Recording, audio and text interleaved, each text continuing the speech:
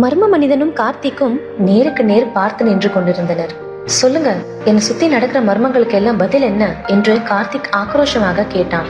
முதல்ல என்னை சந்திச்சப்போ எனக்கு உதவி செய்யறதா சொன்னீங்க, ஆனா இது வரைக்கும் உங்களால குழப்பம்தான் உண்டாகிட்டே இருக்கே தவிர உதவி கிடைக்கல என ஆவேசமாக பேசினான் கார்த்திக். ஏன் இப்படி கோவப்படுற தம்பி? பின் என்ன பண்ண சொல்றீங்க?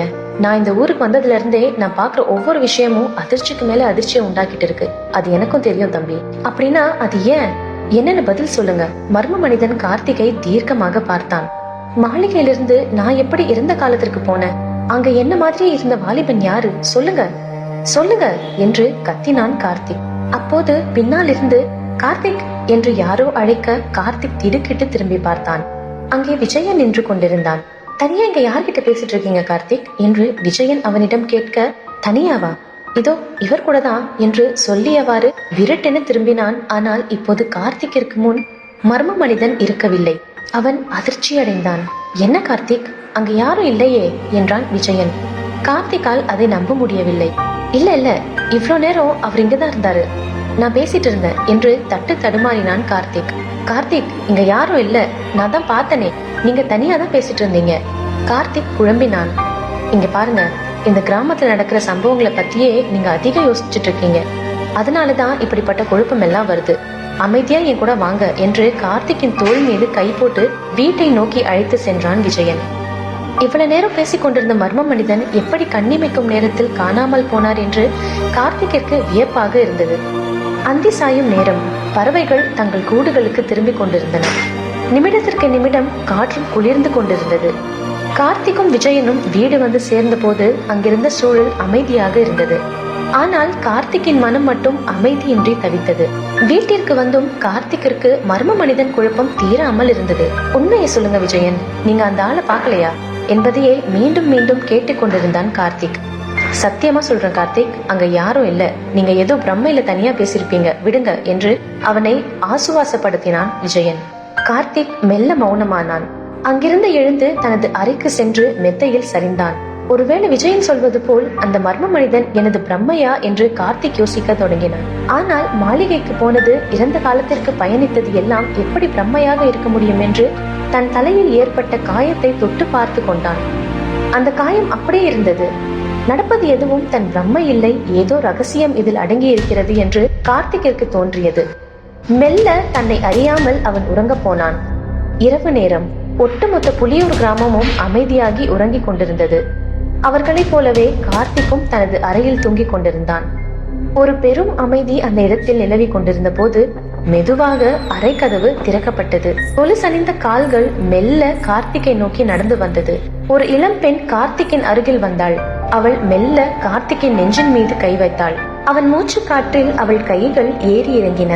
மெல்ல அவள் கார்த்திக்கின் இதழ் மீது தனது இதழை பதித்தாள். தூக்கத்திலிருந்த கார்த்திக் லேசாக சினுங்கி கண்முழித்தான். அடுத்த கணமே அவள் அவன் தலைமுடியை பற்றி அவனை ஆழமாக முத்தமிட தொடங்கினாள். கார்த்திகால் விடுபட முடியாத வகையில் அவள் அவனை மெத்தையில் அழுத்தி தனது முத்தத்தால் அவனை மூழ்கடித்துக் கொண்டிருந்தாள்.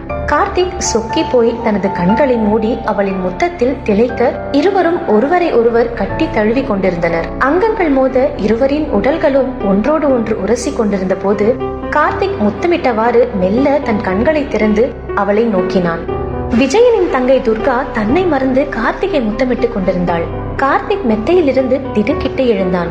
சுயநினைவிற்கு வந்தவன் துர்காவை தேடினான். ஆனால் அவனுக்கு முன்னால் யாரும் இல்லை. கதவு சாத்தப்பட்டிருந்தது. ஃபேன் காற்றை தாண்டி அவன் நெற்றி வியர்த்து வழிந்தது. கனவா என்று தன் நிலையை உணர்ந்து தண்ணீரை எடுத்து மடக் மடக் என்று குடித்தான். துர்காவை நினைத்து பார்த்து ஏன் இப்படி ஒரு கனவு வருகிறது, இது மிகவும் தவறு என்று வருந்தினான் கார்த்திக். விஜயன் தனக்கு இவ்வளவு உதவிகள் செய்கிற போது அவன் தங்கையை தவறாக நினைக்க கூடாது என்பதில் கார்த்திக் உறுதியாக இருந்தான். ஆனாலும் அவனை மீறி இப்படி ஒரு கனவு கண்டது கார்த்திக்கிற்கு சங்கடமாக இருந்தது. அந்த நினைப்பு கார்த்திக்கின் தூக்கத்தை தொலைக்க அவன் அறையில் இருந்து வெளியேறினான். காற்றாட நிற்கலாம் என்று வீட்டு வாசலுக்கு வந்து ஒரு சிகரெட்டை எடுத்து பற்ற வைத்துக் கொண்டான். நிதானமாக சிகரெட் புகையை இழுத்துவிட்டு நிம்மதியை தேடிக்கொள்ள முயற்சித்தான். அப்போதுதான் எங்கிருந்தோ வந்த அந்த குரலை அவன் கேட்டான். என்ன தம்பி, தூக்கத்தை தொலைச்சிட்டு நிக்கிறியா என்று அந்த குரல் அவனை நோக்கி சிரித்தது.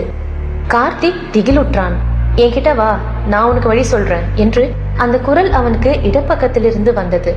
கார்த்திக் வாயிலிருந்த சிகரெட்டை தூக்கி போட்டுவிட்டு குரல் கேட்ட திசையை நோக்கி ஓடினான். சாலையின் திருப்பத்தில் அவன் திரும்ப ஊர் ஆலமரத்தின் அருகே ஒரு உருவம் திரும்பி நின்று கொண்டிருந்தது. கார்த்திக் அதை நோக்கி காலடி எடுத்து வைத்தான். மெதுவாக சென்று அந்த ஆள் மீது கை வைத்தான். அவன் கார்த்திக்கை நோக்கி திரும்பினான். கார்த்திக் மர்ம மனிதனை பார்த்து கண்கள் விரித்தான். நீங்களா பேசினது? ஆமா தம்பி. ச்சே, நீங்க ஒரு மோசடிக்காரன். என்ன நல்லா ஏமாத்திட்டு இருக்கீங்க. நான் உன்னை ஏமாத்துறேனா? என்னப்பா சொல்ற? ஆமா, என்ன அன்னைக்கு ஏதோ பாழடைஞ்ச பங்களாவுக்கு கூட்டிட்டு போய் ஏதோ மாயாஜாலம் பண்ணி வச்சு என்னென்னமோ கற்பனை பண்ணி பார்க்க வச்சிங்களே, அதுக்கு என்ன அர்த்தம் என்று கோபம் பொங்க பேசினான் கார்த்திக். அதெல்லாம் கற்பனை இல்ல தம்பி. ஓ, என்ன நிஜம் நம்ப சொல்றீங்களா? இதுக்கு மேல நான் உங்களை நம்ப தயாரா இல்ல. நீங்க ஏதோ மாயாஜால வித்த தெரிஞ்ச ஆளு, அதனாலதான் நேத்து என் நண்பர் வர்றப்போ டக்குன்னு மறைஞ்சிட்டீங்க என்றான் கார்த்திக். இதை கேட்ட மாத்திரத்தில் மர்ம மனிதன் கை தட்டி சிரிக்க ஆரம்பித்தான். ஏன் சிரிக்கிறீங்க? நான் ஒண்ணு மறைஞ்சு போகல தம்பி, அங்கதான் நின்னுட்டு இருந்தேன். கார்த்திக்கிற்கு இது பேரதிர்ச்சியாக இருந்தது. என்ன சொல்றீங்க? ஆமா தம்பி, நான் அங்கேயேதான் இருந்தேன். அப்புறம் எப்படி என் நண்பன் விஜயன் கண்ணுக்கு நீங்க தெரியல? குழப்பத்துடன் கேட்டான் கார்த்திக். ஆனா உன் கண்ணுக்கு நான் தெரியறேனே தம்பி. மர்ம மனிதன் வார்த்தைகளில் புதிர் வீசினான். அதுதான் எனக்கும் குழப்பமா இருக்குங்க. என் கண்ணுக்கு மட்டும் தெரியல, நீங்க என் நண்பர் விஜயன் கண்ணுக்கு மட்டும் ஏன் தெரியல? அப்ப என்ன சுத்தி என்னதான் நடக்குது? தயவு செஞ்சு சொல்லுங்க என்று மன்றாடினான் கார்த்திக். சரி, நாளைக்கு மதியானம் பாழடைஞ்ச மாளிகைக்கு வா, உனக்கு எல்லாத்தையும் புரிய வைக்கிறேன் என்றான் மர்ம மனிதன். முடியாது, எதுவா இருந்தாலும் இப்பவே சொல்லுங்க என்று விடாமல் நின்றான் கார்த்திக். கொஞ்சம் பொறுமையாயிரு, நாளைக்கு உனக்கு எல்லாத்தையும் புரிய வைக்கிறேன் என்றான் மர்ம மனிதன். நீங்க என்ன ஏமாத்துறீங்கன்னு எனக்கு நல்லா தெரியுது. என்ன பத்தின ரகசியங்கள் உங்களுக்கு தெரியும்னா அதை இங்கேயே இப்பவே சொல்ல வேண்டியது தானே என்றான் கார்த்திக். இது சொல்லி தெரிஞ்சுக்கிற விஷயம் இல்ல, பார்த்து புரிஞ்சுக்கிற விஷயம் என்றான் மர்ம மனிதன். அந்த பதிலை கேட்டவுடன் கார்த்திக் என்ன பேசுவது என்று தெரியாமல் நின்றான். நாளைக்கு மதியம் மாளிகையில் சந்திக்கலாம் என்று மர்ம மனிதன் அங்கிருந்து நடந்து சென்றான். அவன் போகும்போது குறுக்கே இருந்த மரத்தின் ஊடாக அவன் உடல் புகுந்து சென்றது. அதை பார்த்த கார்த்திக் திகிலடைந்தான். நிச்சயம் இவன் சாதாரண மனிதன் இல்லை என்பது மட்டும் கார்த்திக்கிற்கு தெளிவாக தெரிந்தது. அன்றிரவு துர்காவை பார்க்கும் போதெல்லாம் அவள் இதழோடு இதழ் பதித்து உடலுடன் உடல் தழுவிய காட்சி மீண்டும் மீண்டும் கார்த்திக்கிற்கு நினைவுக்கு வந்தது. அவளை பார்க்க முடியாமல் நெளிந்தான். அதை கவனித்த துர்கா இரவு உணவு பரிமாறும் போது ஏன், என்னாச்சு என்று கஞ்சாடையிலேயே கேட்டாள்.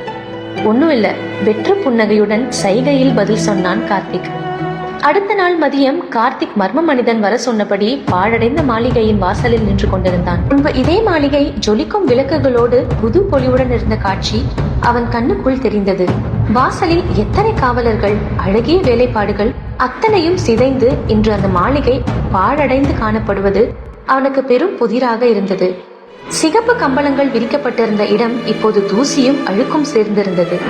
காய்ந்த இலைகள் தரை முழுவதும் பரவி கிடந்தன. வேலையாட்கள் பரபரப்பாக ஓடிக்கொண்டிருந்த இடத்தில் ஒரு ஆன்மாவை கூட இப்போது அவனால் பார்க்க முடியவில்லை. நான் வந்துட்டேன், எங்க இருக்கீங்க என்று சப்தமாக குரல் கொடுத்தான் கார்த்திக். ஆனால் எந்த பதில் குரலும் வரவில்லை. சில நேரம் காத்திருந்தான், அப்போதும் அங்கு யாரும் வரவில்லை. மர்ம மனிதனை நம்பி வந்து ஏமாந்து விட்டதாக கார்த்திக்கிற்கு தோன்றியது. கண்டிப்பாக மர்ம மனிதன் வரப்போவதில்லை, அவன் மூலமாக எந்த ரகசியத்திற்கும் விடை தெரிய போவதும் இல்லை என்று உறுதியாக நம்பினான் கார்த்திக். அதற்கு பதிலாக தானே அந்த ரகசியத்தை கண்டுபிடிப்பது என்று முடிவு செய்தான். மாளிகையின் முன்பிருந்த நீண்ட வாயிற்கதவை அழுத்தி தள்ளினான். அந்த பெரும் கதவு திறந்து கொள்ள கார்த்திக் மாளிகையின் உள்ளே அடியெடுத்து வைத்தான்.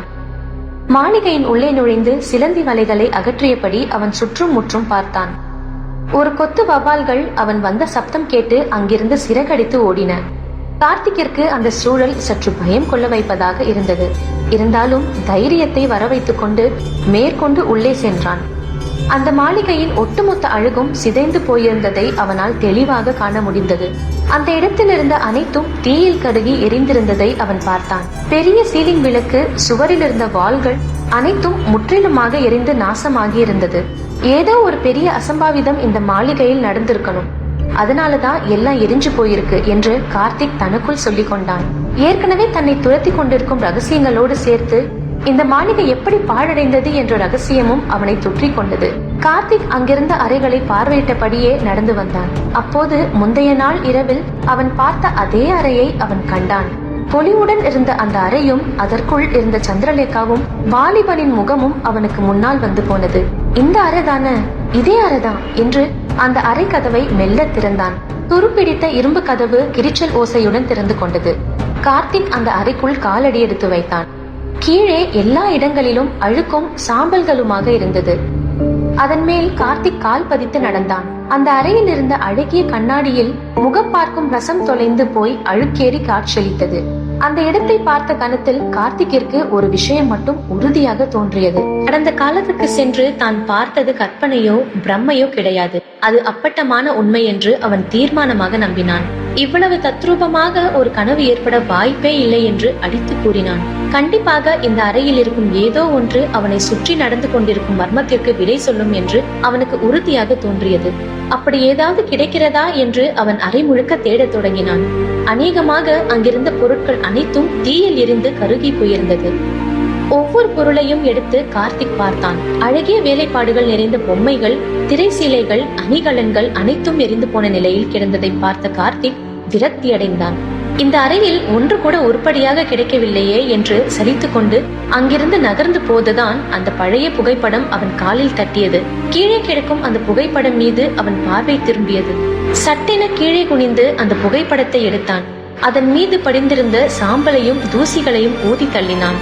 நன்றாக புகைப்படத்தை துடைத்து பார்த்தான். அந்த புகைப்படம் ஆங்காங்கே எரிந்து போயிருந்த நிலையில் அதில் இருவரின் உருவங்கள் மட்டும் அவனுக்கு தெளிவாக தெரிந்தது. கார்த்திக் அந்த உருவங்களை ஆழ்ந்து நோக்கினான். கார்த்திக்கின் கண்களால் அதை நம்ப முடியவில்லை. அதில் ஒரு உருவம் சந்திரலேகா உடையது, மற்றொரு உருவம் விஜயனுடையது. அந்த நொடி கார்த்திக்கிற்கு உலகம் தலைகீழாக சுத்துவது போல் இருந்தது. நமக்கு உதவி செய்து கொண்டிருக்கும் விஜயன் எப்படி சந்திரலேகாவுடன் இருக்கிறான் என்று கார்த்திக் அதிர்ச்சி அடைந்தான். அந்த திகைப்பில் அவன் கையில் இருந்த போட்டோ தடார் என்று கீழே விழுந்தது.